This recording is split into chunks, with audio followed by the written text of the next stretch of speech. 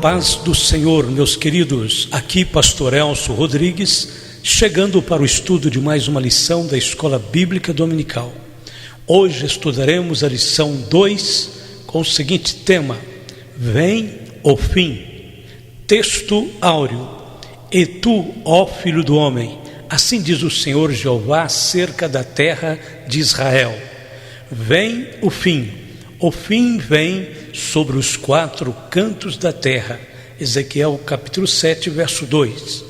Verdade prática: o atalaia de Deus soa o alarme do eminente perigo, anuncia que o inevitável juízo divino se aproxima. Leitura bíblica em classe: Ezequiel capítulo 7, versos de 1 ao 10. Estudamos na lição passada os 3 primeiros capítulos de Ezequiel. Agora, nos capítulos 4 e 5, temos a descrição de 4 atos simbólicos, onde o profeta revelou o que aconteceria em breve a Jerusalém. O rei pagão Nabucodonosor estava prestes a executar o castigo permitido por Deus. No final do capítulo 3, o profeta havia sido rejeitado pelo povo e por isso havia ficado emudecido, como sinal de que a palavra de Deus não devia ser desprezada. Durante os últimos 7 anos, antes da destruição de Jerusalém, Ezequiel advertiu os judeus de Jerusalém e os cativos em Babilônia que não deviam alimentar a falsa esperança de que Jerusalém sobreviveria ao julgamento. No capítulo 6, temos o discurso sobre o julgamento por causa da idolatria e a menção de um remanescente que seria salvo. No capítulo 7, o profeta anuncia a iminente e inevitável ruína vindoura. Os 2 discursos ocorrem após a ação simbólica do capítulo 5, onde Deus ordena ao profeta que corte o cabelo e a barba, divididos em 3 partes, para representar a destruição que viria. Ponto de número 1, sobre a profecia. Introdução. Depois veio a palavra do Senhor a mim dizendo: E tu, ó filho do homem, assim diz o Senhor Jeová acerca da terra de Israel. Ezequiel 7, verso 1 e 2.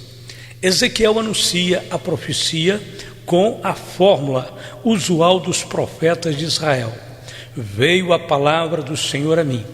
Tal como um carimbo autenticador ou chancela divina, a expressão se tornou em marca registrada dos profetas do Senhor. Isso demonstra que o verdadeiro autor das Sagradas Escrituras e a fonte de suas profecias é o nosso Deus, porque a profecia nunca foi produzida por vontade de homem algum, mas os homens santos de Deus falaram inspirados pelo Espírito Santo. 2 Pedro capítulo 1, verso 21. Diferente das visões iniciais, essa fórmula verbal indica que a mensagem da agora para frente está vindo diretamente de Deus. Extensão. A expressão assim diz o Senhor Jeová acerca da terra de Israel marca o ponto de partida de todas as ações escatológicas, porém não limita essas ações unicamente à terra de Israel. A profecia de Ezequiel transborda para a dimensão global. O verso 2 indica isso: Vem o fim vem sobre os 4 cantos da terra. Grande parte das profecias bíblicas tem duplo cumprimento. O primeiro é imediato, localizado e às vezes parcial. O segundo cumprimento é remoto, global e completo. Vemos, portanto, que o profeta não está falando apenas do juízo de Deus sobre Israel, pois ele tem também um caráter que se estende a todas as nações rebeldes da terra. Quando? Agora vem o fim sobre ti, porque enviarei sobre ti a minha ira e te julgarei conforme os teus caminhos e trarei sobre ti todas as tuas abominações. Ezequiel capítulo 7, verso 3. As palavras do profeta ressaltam a iminência do fim. No verso 8, o próprio Deus fala que fará agora depressa. Então ele diz: agora depressa derramarei o meu furor sobre ti, e cumprirei a minha ira sobre ti, e te julgarei conforme os teus caminhos, e porei sobre ti todas as tuas abominações. Ezequiel 7:8. A humanidade tem se acostumado com as mensagens que anunciam o fim de todas as coisas, pensando que se trata apenas de meras retóricas dos pregadores. Mesmo a igreja precisa recuperar o seu senso de urgência e de cuidado em sua maneira de ouvir e de encarar sobre a iminente volta do Senhor. Sabemos que os últimos dias tiveram início com a primeira manifestação de Cristo, ainda no primeiro século da era cristã. Hoje vivemos no fim dos últimos dias. 4 advertências do livro de Apocalipse nos advertem quanto à iminência e à rapidez dos acontecimentos finais. São eles: Apocalipse capítulo 1, verso 3. Bem-aventurado aquele que lê e os que ouvem as palavras desta profecia e guardam as coisas que nelas estão escritas, porque o tempo está próximo.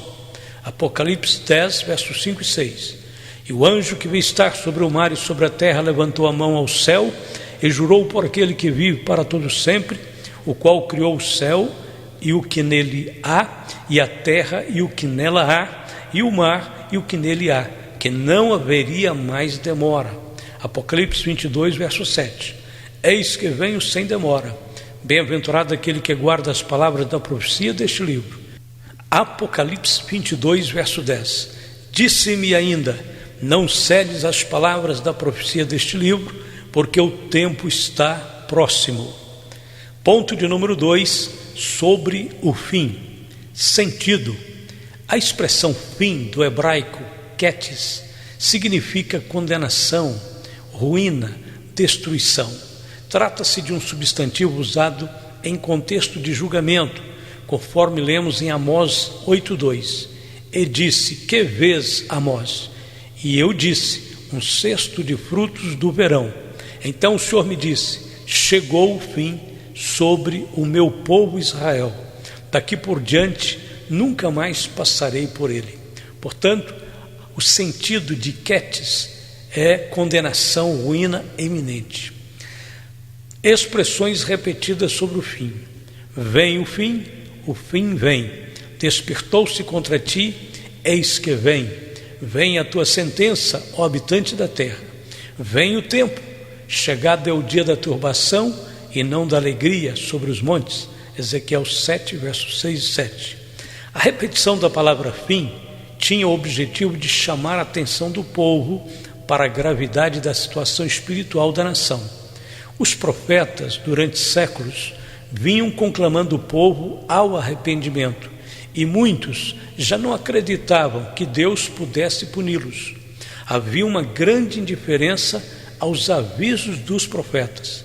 Daí esta ênfase forte sobre a expressão fim, repetidas várias vezes. A repetição da sentença. A sentença sobre o fim, como nós já dissemos, ligado à palavra, foi repetida várias vezes. Para quê? Para que ninguém pudesse dizer: não ouvi ou não compreendi. O ultimato estava sendo dado e o dia da ira e da destruição estava chegando. A rebelião contra Deus terminaria abruptamente. Podemos enumerar pelo menos 7 aspectos desta destruição. Primeiro, a destruição seria completa, Ezequiel 7:2. Segundo, a destruição seria iminente, Ezequiel 7:3. Terceiro, um de seus objetivos, a destruição traria a erradicação da idolatria, que Deus chama aqui de abominação, verso 4. Quarto, a destruição será de uma só vez, versos 5 ao 8. 5, apenas um remanescente de Judá escapará, verso 16. Sexto, o templo será destruído, versos 22 ao 24. E sétimo, Deus será conhecido como Senhor, Ezequiel 7, 27. Ponto de número 3, sobre o inimigo. já floresceu a vara. Eis aqui o dia, eis que vem, veio a tua ruína, já floresceu a vara, reverdeceu a soberba. Ezequiel 7:10. Estudiosos da palavra de Deus acreditam que essa vara se refere ao rei Nabucodonosor. Assim como o rei da Assíria foi usado para punir Samaria, da mesma forma o Senhor usaria o rei da Babilônia para punir a Judá. O próprio Jeremias, anos antes, havia entregado uma profecia para Judá muito semelhante a essa, conforme lemos: e agora eu entreguei todas essas terras na mão de Nabucodonosor, rei de Babilônia, meu servo, e ainda até os animais do campo lhe dei para que o sirvam. Todas as nações o servirão a ele e a seu filho e ao filho de seu filho, até que venha o tempo da sua própria terra. Então muitas nações e grandes reis se servirão dele. A nação e o reino que não servirem a Nabucodonosor, rei de Babilônia, e que não puserem o seu pescoço debaixo do jugo do rei da Babilônia, punirei com a espada, com a fome e com a peste a essa nação, diz o Senhor, até que eu os tenha consumido pela mão dele. Jeremias 27, versos de 6 a 8. Deus havia feito de Ezequiel um atalaia, e sua responsabilidade era avisar o povo de que o perigo estava próximo. Se um exército inimigo se aproximava, os atalaias lá no alto do muro soavam suas trombetas e convocavam os soldados para assumir seus postos e proteger a cidade. Porém, de nada adiantava os atalaias de Jerusalém soarem suas trombetas, pois não havia um exército judeu disponível e qualquer resistência seria em vão. Se os soldados saíssem da cidade e fossem para os campos, seriam mortos pela espada do exército babilônio, e se os guerreiros ficassem dentro da cidade, morreriam de fome e de pestilência. Então, por que arriscar a vida por uma causa perdida como essa? Ezequiel compara os fugitivos a pombos gemendo, Ezequiel 7, 16 e 18, pombos assustados e sozinhos nas montanhas. Seria desse grupo que o Senhor formaria seu remanescente, de modo que essas pessoas eram muito importantes para ele. Em vez de se regozijarem com a sua fuga, estariam pranteando por seus pecados, vestindo panos de saco e raspando a cabeça como sinal de tristeza e de arrependimento, em cumprimento da profecia de Ezequiel, que diz: então os que dentre vós escaparem se lembrarão de mim entre as nações para onde forem levados em cativeiro, quando eu lhes tiver quebrantado o coração corrompido, que se desviou de mim, e cegado os seus olhos, que se vão corrompendo após os seus ídolos, e terão nojo de si mesmos, por causa das maldades que fizeram em todas as suas abominações, e saberão que eu sou o Senhor. Não disse debalde que lhes faria este mal. Ezequiel capítulo 6, versos 9 e 10. Estariam fracos e assustados demais para fugir do inimigo, e tudo o que poderiam fazer seria entregar-se à misericórdia do Senhor. Durante os últimos anos de Judá, os ricos estavam cada vez mais ricos e os pobres cada vez mais pobres, uma vez que os ricos roubavam dos pobres sem sofrer qualquer interferência da justiça. Os profetas esbravejaram contra esse mal, porém os líderes não deram ouvidos. Quando o cativeiro chegou, não puderam levar consigo seus bens ao fugir de Jerusalém, de modo que trataram seus ricos pertences como lixo que seria deixado nas ruas. Não se pode comer dinheiro, e de que vale o dinheiro quando não há comida para ser comprada na cidade? Além disso, não havia lugar algum para comprar suprimentos, uma vez que parte do povo tinha fugido para as montanhas. Seu ouro e sua prata eram apenas excesso de bagagem que lhes seria um atraso, um estorvo, e seus ídolos mostraram-se ainda mais inúteis. Em tempos de crise aprendemos rapidamente o que é importante e valioso na vida. A cobiça por riqueza os havia tentado a pecar, e seus pecados haviam trazido o juízo. Os soldados babilônios levaram as riquezas dos judeus como despojo, juntamente com seus ídolos caros. Esse foi o pagamento de Deus para a Babilônia por seus serviços ao disciplinar Judá. As consequências imediatas do juízo: e desviarei deles o rosto, e profanarão o meu lugar oculto, porque entrarão nele saqueadores e o profanarão. Faze uma cadeia, porque a terra está cheia de crimes de sangue, e a cidade está cheia de violência. E farei vir os piores de entre as nações, e possuirão as suas casas. E farei cessar a arrogância dos valentes, e os seus lugares santos serão profanados. Vem a destruição, e eles buscarão a paz, mas não há nenhuma. Ezequiel 7, 22 a 25. Em primeiro lugar, não receberiam ajuda alguma dos líderes religiosos, nem dos profetas, nem dos sacerdotes, e o santo templo seria profanado e destruído. Os judeus haviam dependido do templo para salvá-los, pois certamente, pensavam eles, Deus não permitirá que sua bela morada seja devastada por soldados pagãos. Contudo, o templo havia se tornado um covil de salteadores, e o Senhor não se agradava mais dos sacrifícios que o povo lhe oferecia. Deus permitiria que os pagãos contaminassem sua preciosa morada. Os sacerdotes não tinham palavras de encorajamento da palavra de Deus para oferecer ao povo, pois estes haviam rompido a aliança e estavam fora do alcance das bênçãos de Deus. Os falsos profetas não tinham visões, pois haviam rejeitado a verdade. Não apenas haveria caos religioso, mas o sistema político também se desintegraria. A liderança de Judá entrou em colapso quando os reis se recusaram a ouvir a mensagem do Senhor transmitida por Jeremias, admoestando-os a entregar-se à Babilônia e assim salvar a cidade e o templo. Sempre que os líderes judeus fiavam-se na política em vez de depender da palavra profética, tornavam-se cada vez mais condescendentes e confusos. Judá procurou fazer alianças com o Egito e tentou negociar uma saída pacífica, mas o Senhor já havia determinado que seu povo devia ser disciplinado, e nenhum poder político prevaleceria sobre a vontade soberana de Deus. A Bíblia diz: o Senhor frustra os desígnios das nações e anula os intentos dos povos. O conselho do Senhor dura para sempre, os desígnios do seu coração por todas as gerações. Salmo 33, versos 10 e 11. Reverdeceu a soberba.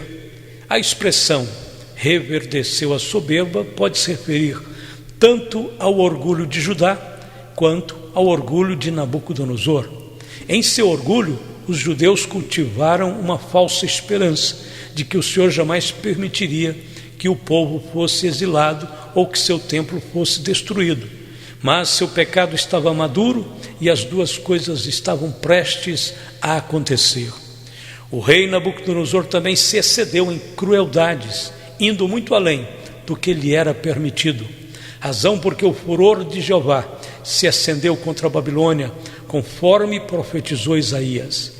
Assenta-te silenciosa e entra nas trevas, ó filha dos caldeus, porque nunca mais serás chamada senhora dos reinos. Muito me agastei contra meu povo, tornei profana a minha herança e os entreguei nas tuas mãos. Não usaste com eles de misericórdia, e até sobre os velhos fizeste muito pesado o teu jugo. Isaías 47, versos 5 e 6. Da mesma forma profetizou Jeremias contra a Babilônia: e pagarei a Babilônia e a todos os moradores da Caldeia toda a maldade que fizeram em Sião, à vossa vista, diz o Senhor.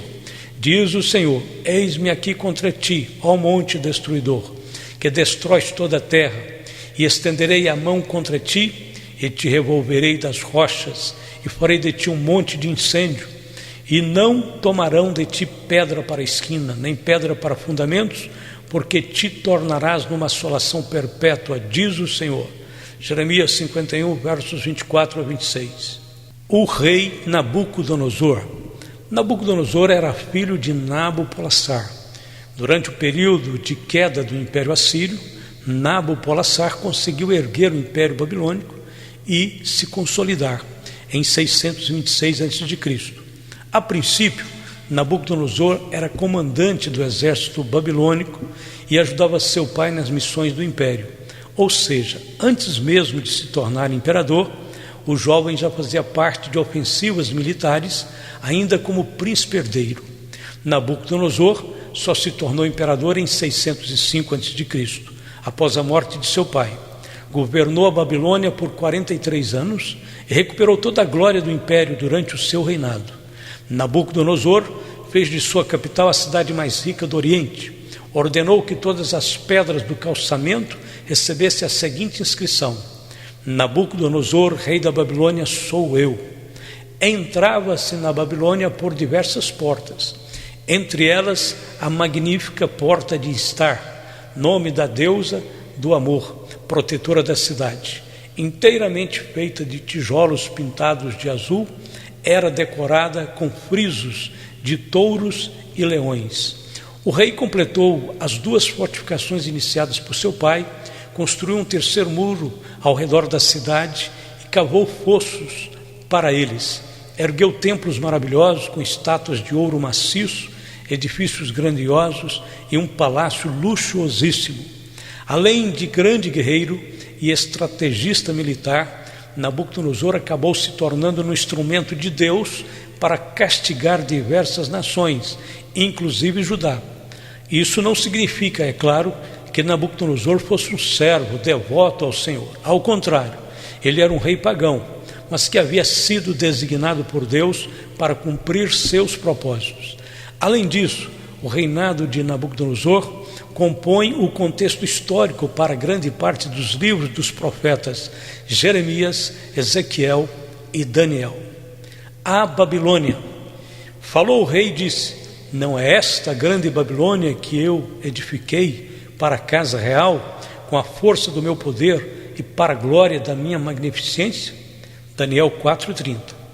Conta-se que Nabucodonosor se casou com uma princesa da Média, chamada Semíramis, e para amenizar a saudade que a rainha sentia de sua terra, mandou construir jardins suspensos que simulavam colinas. Os seus jardins suspensos foram considerados numa das 7 maravilhas do mundo antigo. Esses jardins consistiam em um conjunto de árvores plantadas em canteiros elevados e sustentados por grandes pilares que simulavam uma região montanhosa. Nabucodonosor foi responsável por transformar Babilônia na cidade mais esplendorosa do mundo antigo. O nome Babilônia refere-se ao país e também à sua capital. Vem de Babel e significa portão de Deus. Caldeus e babilônios eram no princípio povos distintos.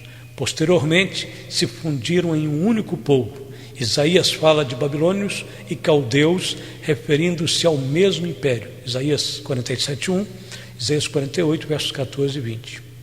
Vamos para a conclusão.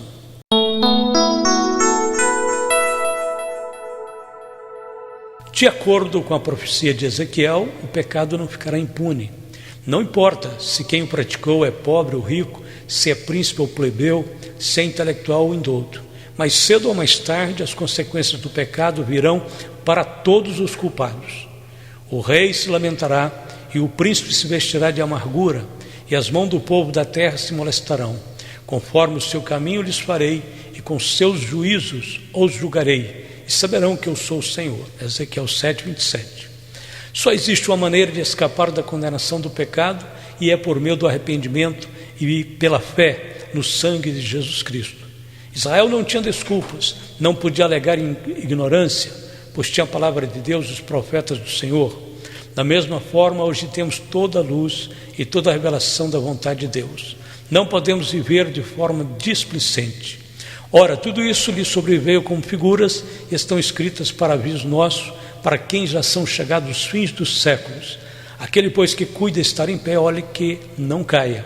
Não veio sobre vós tentação, senão humana, mas fiel é Deus, que vos não deixará tentar acima do que podeis. Antes, com a tentação dará também o escape, para que a possais suportar.